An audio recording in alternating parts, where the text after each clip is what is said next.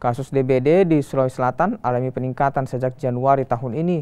Dinas Kesehatan Provinsi Sulawesi Selatan mencatat sebanyak 536 suspek DBD di Sulawesi Selatan. Kepala Bidang Kesehatan Masyarakat Dinas Kesehatan Provinsi Sulawesi Selatan, Muhammad Husni Tamrin, mengatakan kasus tertinggi berada di Kabupaten Bantaeng dengan jumlah kasus 93. Disusul Luwu Utara 88 kasus dan urutan ketiga ditempati Kota Makassar dengan 67 kasus. Pihaknya juga mencatat satu orang anak berusia 9 tahun di Kabupaten Sidrap meninggal dunia karena DBD. Dinas Kesehatan Sulawesi Selatan meminta kabupaten kota meningkatkan kewaspadaan dan mengaktifkan kembali kader Jumantik.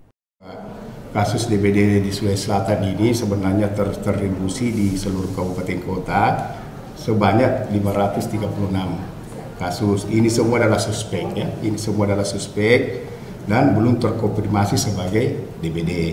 Nah, di antara suspek ini tentu yang tinggi ada di Makassar, di Bantaeng ya, 95 suspek, terus Timur 88 dan Kota Makassar 67. Ini semua suspek. Nah, satu terkonfirmasi sebagai DBD adalah ada di Kabupaten Sidrap dan dengan satu yang ini meninggal dunia ya, telah meninggal dunia atas nama AH ya, AH laki-laki umur 9 tahun dan meninggal pada tanggal 19 Januari. Nah ini seputar menyangkut kejadian DBD selama Januari 2022 ini.